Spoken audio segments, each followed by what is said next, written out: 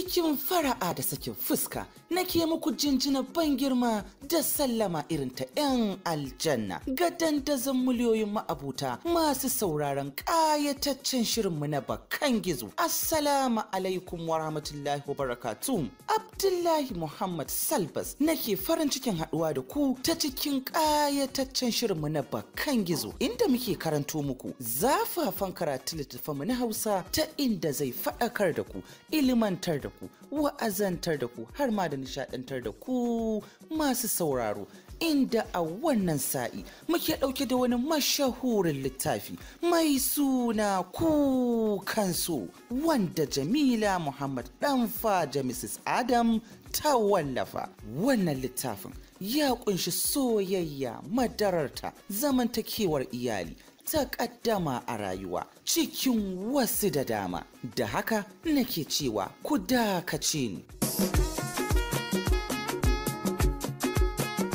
Da misalin karfe 11 saura Hafsa ta tashi daga baccinta mai nauyi, ta daga kai, tana mutsike ido ta ga Zainab har ta yi wanka, tana shiryawa. Nan tarar Zainab din kuwa sai dariya cike da zolaya ta koma ce, "Yaya ne ta Ahmad?" Hararar tana na Hafsa ta yi da cewa, "Da Allah cire min kayana, bana son shirme." Dariya zai ta yi cike da tsokana ta ce da yayar tata, wani kaya kuma? Ai wallahi idan ki da kunya ki ce taki. Yaya Ahmad ne fa ya siyo, ke kuma kika ce ba kya so. It means kenan ba kya son sa. Da haka ba zan cire ba saboda komai sabo nake son sanyawa. Ko da yake yaushe zai dama mu shahira. Nan Hafsat ta duro daga gado ta ce, an da ji kunya." Sai zai caraf ta cafi da cewa, "Irin wacce kika ji ba? Wai a ce mutum ya dinga gudun mai son sa. Ai wallahi a duniya nan duk wanda ya ce yana son ka ya riga ya gama maka komai." Wannan maganar kaman saran takobi Hafsa ta ji. Tana hawaye suka zubo daga idanuwanta tana sharewa, sai kuma ta ce wa Zainab, "Haka kika ce?" "A'a, me na kuka? Kina fajin abin da Umma ta ce babu ruwana da Ahmad idan har ina son nema mana mutunci a wurin mamin Ahmad wato mahaifiyar Ahmad din. Ke kan kin san irin zagin da ta yi mana tun bai ce yana sona ba. Tana cewa Umman mu ta mallake mata da, kuma kina gani Ahmad din saura sati 3 bikinsa da Harira. To ya ke san dora kaina abin da ba zan samu bane?" Zainab, na sani ina son Ahmad amma ba zan iya auren shi ba mutukar ya aure Harira saboda a duniya ba zan iya kishi da matar Ahmad ba.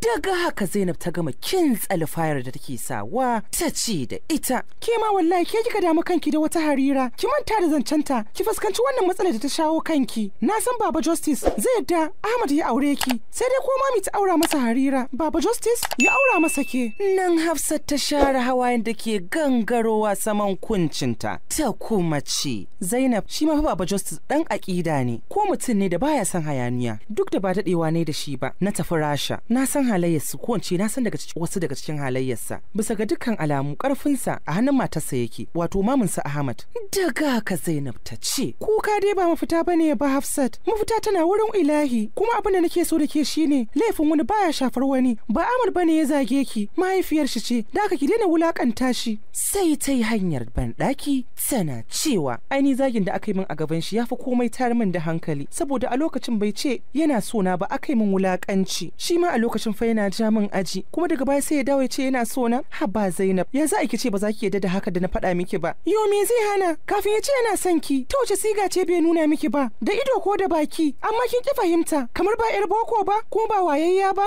Yo boko hauka ne? Boko ai ba hauka bane ba, ko wayewa hauka ce. Zai zauna yana wahalar da ni akan soyayya. Kin san Allah, Dajiya da Abba, sai dai idan dambun nama na za su baiwa wannan mai rigimar da kuma girman kan tsiya." Dariya Zainab ta yi dan jin abin da Hafsat ta faɗa, inda ta ce, "Kin san Allah Hafsat, komai dan hakuri ne, kawai ki hakuri da wannan lamarin, kuma duk girman kansa ai san ki ba zai taba fita daga cikin zuciyarsa ba. In har yana son ki tsakani ga Allah, kuma da ranki daram za mu sha biki mu kai ki ɗakin shi. Ni wallahi Zainab na ga alama ma kin fi son Ahmad da ni yar uwarki, shi yasa ma muke faɗa da ke wallahi wani zuban." Daga haka Zainab ta murza dan kwalin da ke kanta da cewa, nanan su kenan, kina so na biye miki mu wulakanta Ahmad daga baya kuma ku shirya in ji kunya? Ai ba ruwa na, a gaba na fa san Ahmad yake hana ki bacci, kuma na zo na shiga tsakanin masoya masoya? Wallahi ba da ni ba, aikin wuce sani na. Sai ta yi tsuka, ta shiga banɗaki dan ta yi wanka, wato Hafsat, me laƙabin Nana Hafsat. A ɓangaren Ahmad kuwa bayan ya fita daga gidan Hajiya a fusace sai ya nufi Sardauna Crescent can ƙarshen Gumel, domin irin gidajen da Sardaunan Gumel ya gina ne a wuraren saboda manyan baƙi. Tun zuwan aikin bodan Nijar aka bashi masauki a nan. Komai dare ya yi aiki a mai gatari sai ya dawo Sardauna Crescent ya kwana. A fusace ya ƙaraso wurin ya tarar da wasu ma'aikatan kwastam suna jiran shi. Suna shirin buɗe masa mota ya fito a fusace, ganin idan ogan nasu a jujjuye ya kaɗa ya yi jajir, suka yi maza suka rusuna. Yallaɓai sako ne daga Ogan Island, wai an tara wasu kaya ana binciken su da shi, shine aka ce wai maza ka hau jirgi ka same su a can Legas karfe 6. Turkashi yana shiga falon nasa jiri ya ɗauke shi ya faɗi ya ɓar a kan kujera. Ya jima a kwance bai ba su amsa ba, can zazzaɓi ya rufe shi, ji yake tamkar zai mutu. Duk da yake namijin duniya ne, amma sai da zazzabin nan ya yi masa mummunan kam. Cikin wata fusatacciyar murya ya daka musu tsawa da cewa, da Allah ku je ku yi control Habib magana, ku ce mishi ban da lafiya. A lokacin da suka fito suka lura korafe motar bai yi ba, ga ta a kunne ga kujera a kwance, sai suka kashe motar suka zara mukullin suka rufe suka kai mashi har da takalminsa suka shigar mashi da shi. A banɗaki suka jusa sai kakarin amai yake. Anan dai ɗaya daga cikinsu ya tafi idar da saƙon da aka bashi, ɗayan kuma ya zauna yana kula da ogon nasu. Wannan kenan. A haka dai suka yi ni suka kwana, yana faman amai har ƙarfin shi ya ƙare. Yaran nasu Aliyu kwai ya ce da shi, Yallaɓai da Allah ko a kira likitan General Hospital. A'a bar shi kawai gara ma na mutu na huta tunda na riga na rasa Hafsa. A nan kuma jikin yaran nashi Aliyu ya yi sanyi, ganin yadda ogan nasu ya rikice a kan mace. Ya tuna ranar da ya hau jirgi daga Lagos ya ce musu zai je ganin matar shi habibiyarsa a bar ƙaunarsa. Suke mamakin tauraruwar da ta kama shi a cikin taurari, har ogan nasu ya ce yana santa domin sun san halin shi. Baya taɓa cewa yana son mace sai dai mace ta ce tana son shi, ko dai ita ce wannan ta gefen gadan a cikin hoton ɗakin sa. Oho, ƙare mata kallo yaransa Ali yayi yana girgiza kai. Lallai dole Yallaɓai ya baiwa mata wahala, domin tabbas ita ma Hafsa dole ta bashi wahala saboda ita ma mai kyau ce. A ɓangaren Ahmad kuwa ya lura Ali kallon gefen gadansa yake yi, kuma kallon hotonta ike yi. Nan dai da mashi tsawa da cewa, get out, fita! Abin da ya baiwa Ali dariya kenan, sai ya ce, afuwan Yallaɓai. Sai kuma Ahmad ya tuna akwai wasu a falo, ya kira shi ya ce, je ka kwaso min sauran hotunan da ke falo, yanzu nan ka kawo min. Bayan ya fita ne ya dawo ya kawo mishi su da cewa, ga sanan Yallaɓai, yau wato ka fasa da Allah a can wajen. A kusurwa wajen hudu Ali ya kafe hotunan irin wanda ya je yasa aka ɗauke sa a Russia. Aliyu da Allah rufin bargon nan jikina. Sai ya rufa masa. Can jimawa Ali ya dawo ya ga ogan nasu yana rawar sanyi, sai ya ce da shi, Yallaɓai na ga jikin naka babu daɗi, ko dai na haɗa maka shayi ka sha. Aliyu da za ka daure da na aiki ka Nasarawa kwatas, ka je ka sanar mu Hajiya bani da lafiya, kuma dan Allah ta baka kunun gyaɗa ka kamun kaji ko? To insha Allah Yallaɓai, insha Allah. Wannan kenan. Fitowar Hafsat daga wanka ta jajiya tana cewa, inna lillahi wa inna ilaihi raji'un, me ya same shi? Ali kuwa ci gaba da kora mata bayani har da cewa, wallahi Hajiya ina ji matar da zai aura ce Hafsat din nan, suka dan samu sabani, domin wallahi kwana muka yana ta sambatu wai Hafsa ta ki shi. Nan Hajiya ta so masallami tana tafa hannu. Zainab ko ta ce, Hajiya menene me ke faruwa? Hafsat kuwa buɗe faka-fakan kunnuwanta ta yi don jin abin da ya faru. Sana gama ji ko ta yi awon gaba ɗaya jikinta rawa yake yi. Ta ce wa Zainab, cika flax ɗin da kunun gyaɗan nan kin ji? Sai Hajiya ta samu flax ta shaƙe da dankali da kwai da hanta, sanan ta shiga ɗaki tana gaya wa Hafsat rashin lafiyar Ahmad. Bata san mata ji ba. Tana gama mata bayani ta ce, da Allah ki zo mu je ki rubuta mishi magani. Sai ta ɗanyi tsuka alamar an takura ta. sai Hafsat ta juya ta fuskanci Zi da cewa, Zainab tun ɗazun ina jin abin da yake faɗa, ki shiga taitayinki da Allah bana son shirme, na roƙi arziki a wajenki. A fusace Zainab ta juya tun da lokacin Hajiya ta riga ta fita. Zi kuwa bayan ta fita daga ɗaki babu inda ta zame sai wurin Hajiya inda ta sanar mata da abin da Hafsat take faɗa.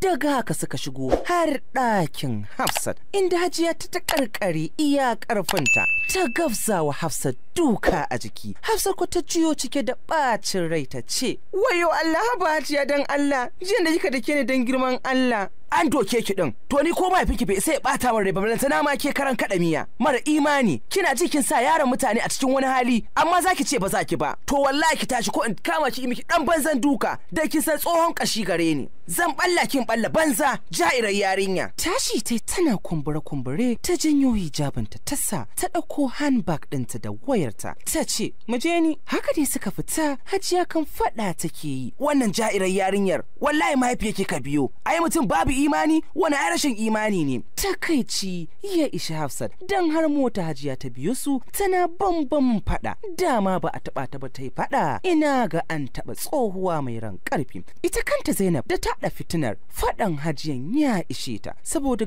gashi a gaban yaran Ahmad ake fadan, komai ya ji har kunya ma ya so makama su. Amma ita ko a jikinta tsoho kenan, tafiyarsu ɗaya da yara idan shekaru sun tura.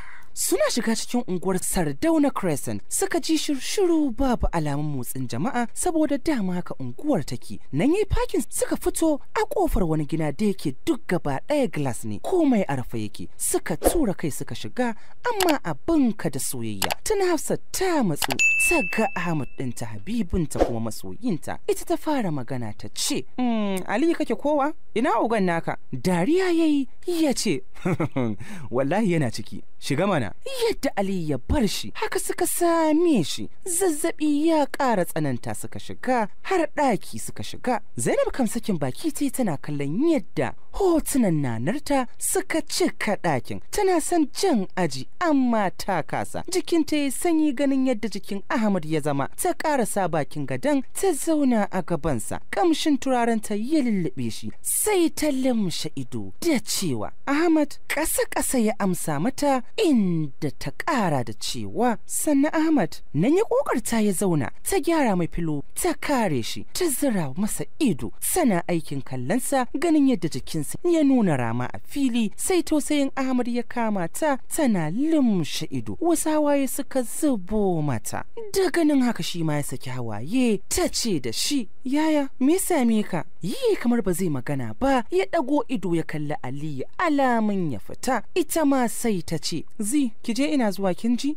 Abin kwa ya bai wa Zi dariya. Ta ce, oh to ai abin ne masa sannu ko? Sai ya juya ya kalli Zainab, inda Zainab ta yi sauri ta ce mishi, sanni yaya. Daga mata hannu yayi, ta miƙo mishi filas, sannan ta fita tana dariya. Daga inda Hafsat take zaune ta kan jiyo tururin jikin Ahmad. Lallai kam tururi. Yaya Ahmad na zuba maka kunun? Gida mata kai yayi alamar ta ajiye jakarta da wayarta ta shiga ban ɗaki ta ɗauko mai brush da man goge baki da roba ya wanke bakinsa. Ta je ta zubar, ta dawo ta cika mashi kofi da kunun gyaɗa ta bashi ya karɓa ya so masha. Kallon da yake mata shine ya sa jikinta ya sanyi. Ta ce, bar na rubuta wa Aliyu magani ya ji ya siyo maka. Nan ya ajiye kwaf ɗin akan side table gami da ce mata, Hafsat ban da maganin da ya wuce ki ce kina sona, ki kuma rabu da Mustapha. Rayuwata tana cikin garari matukar. Mustapha yana tare da ki Hafsat. Ki tausaya min, ba da ni ba, dan Allah Hafsat, ina son ki. Daga haka hawaye suka zubo daga idanta. Ta ce, dan Allah yaya ka hakura da ni, sanin kanka ne ba za a barka ka aure ni ba, dan Allah ka yaudare ni, ka yaudari kanka. Sai ya zira mata ido ya ɗora da cewa, Hafsat tsakaninmu babu yaudara, in har da niyyar yaudara nake son ki Hafsat. Allah ya dora min ajalina tun ranar da na dora ido a kanki ban samu kwanciyar hankali ba. Dan Allah ki so ni da zuciya daya da amana. Hafsat zan iya yin komai na faranta miki rai matukar kika zamo mai amana. Dan Allah kar na kuma ganin Mustapha a wurin ki. Sai Hafsat ta ce da Habibin nata kuma masoyinta, to ni fa Ahmad ba laifi na bane ba, to yaya ma za ka yi da Harira? Anan kuma jikinsa ya sanyi saboda ya san auren su da Harira babu fashi, ko yana nan ko baya nan ya san kaddarar auren Harira ta same shi, dole aka yi ta gidansa. Ya jima bai yi magana ba sannan ya ce idan an yi bikin mu da Harira later on sai a yi namu ni da ke, alƙawari ne kowa gidanta daban. Wasu hawaye ne suka sake zubo mata, ta ɗago tana kallonsa da idanunta jajir kaman an zuba garwashin wuta. Jiye wani irin sabon san tana fuskarsa da azalzalasar a cikin zuciyarsa. Hafsat dan Allah ki haƙuri ki taimaki rayuwata dan girman Allah Hafsat. A tsaye ta miƙe ta nufi window don tura glass ɗin da take leƙawa. Ya biyo ta ya tsaya a bayanta yana jinta tana kuka, sai da ta yi kukar ta mai isarta. Sannan ta ce, Ahmad, a gaskiyar lamari ina son ka, amma ba zan iya auren mai mata ba. Ina da tsananin kishi, don Allah ka yi haƙuri, ba don ba na son ka ba. Wallahi Allah ina son ka. Da sauri ya yi caraf ya ce da ita, Hafsat dan Allah ki haƙuri na bi umarnin mahaifiyata, in har san da yake min na gaskiya ne. Sai ta yi shiru kamar ba za ta yi magana ba. Can dai ta daure ta kuma cije, ta juyo ta ce da shi, zan wuce dan gafara.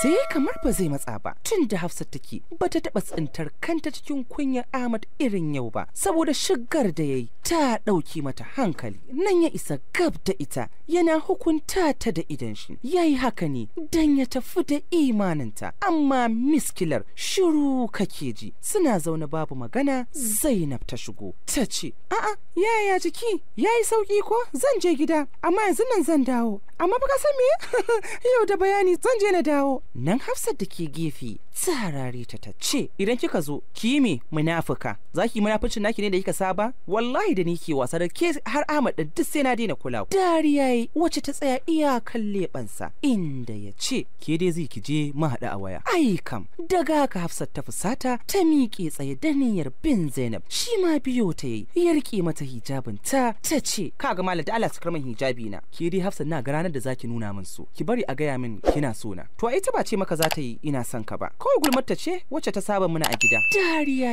ya ce, to zo ki zauna, ni na san zancen Mustapha ne, to idan ba shi bane ba me yake ɓoye min kar na je, kuma wallahi idan baki raba da shi ba ni da ke ne, wallahi dan zaki jawo mai. Kin ji na rantse ko? Rayuwar shi na cikin hadari domin komai zai iya faruwa da shi. A zahiri kina kallo zan dora mishi dalma a cikin idanuwansa. Kaga karka wahalar da kanka, ba ma zancen shi bane ba fa. To zancen waye faɗa mani? Sai ta yi ƙasa da muryar ta ce, dan Allah karka sa rayuwarka a cikin hadari. Ranar ka haɗu da shi ka ce idan kun haɗu ba zai ji da daɗi ba, yanzu ka ce zaka dora mai dalma. Ha ba dan Allah me zafi ka sai ka ce ba musulmi ba, kake neman kashe mutum, kuma ka san idan ka kashe shi kai ma kashe shi ka za a yi. Na san ko ba justice ba zai goyi bayan ka ba.